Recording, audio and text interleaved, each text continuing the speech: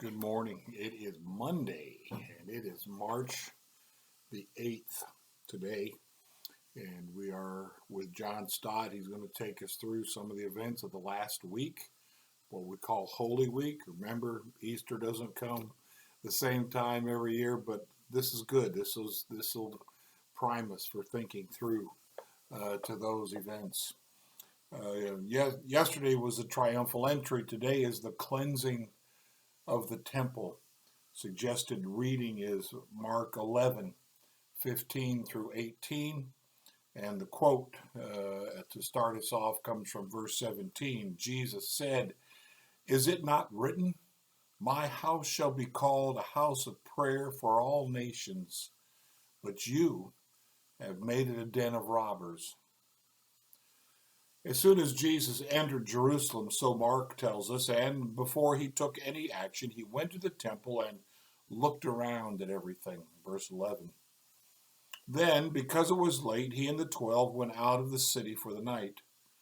Thus Jesus had time to reflect on what he had seen and what had profoundly shocked him, namely, the commercialism of the sanctuary of God, the very center of the religious life of Israel.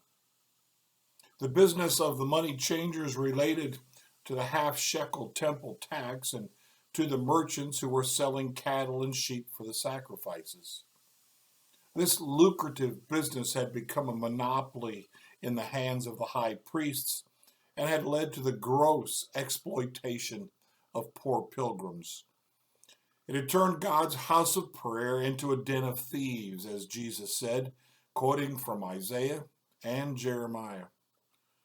And so he acted with calculated violence.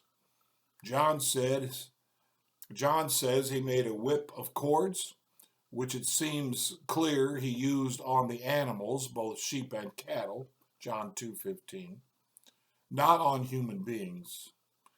In addition, he overturned the tables used by the money changers and the vendors of doves. He also prevented people from carrying merchandise through the temple courts. The portrait that the evangelists are painting of Jesus has now received a further perspective.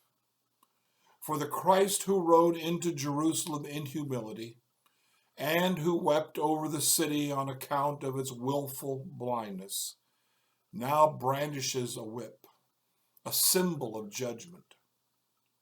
It is only after we have seen the tears in his eyes that we are ready to see the whip in his hand. I had a professor in college who said the Bible is not a second grade primer.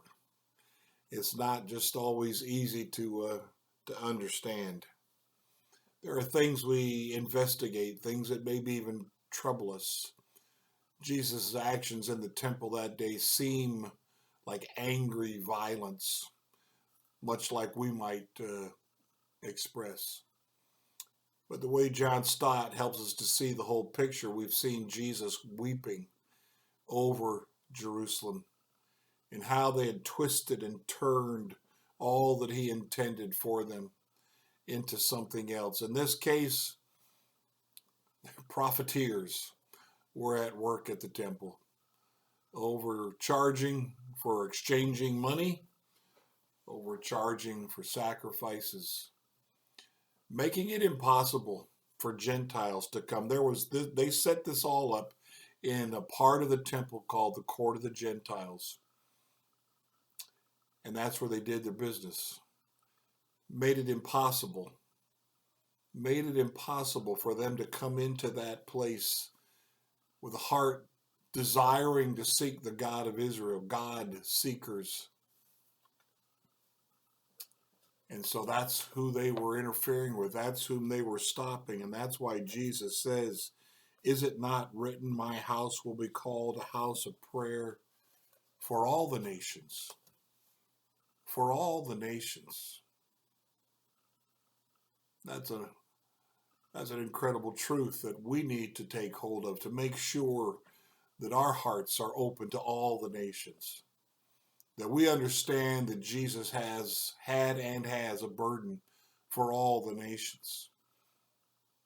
As he came, as he taught, as he opened people's eyes, as he died on the cross, it was not just for Israel. It was not just for those people. It was for all the people. And right from the very beginning, God intended that Israel would be a light to the nations to draw them in. But they got selfish with it. They began to see themselves as the only people that matters. Gentiles, well, who needs them?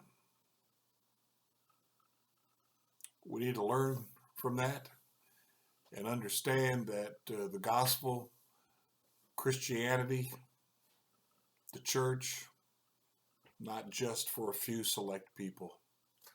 It's intended to be open to the world, for the world. God so loved the world that he gave his son. Recognize today the people around you who may be from other nations, who may be different. And let's make sure we're not practicing our faith in such a way as to exclude anybody, but to welcome them into the faith, to welcome them in to the presence of Jesus. Have a great Monday. Blessings.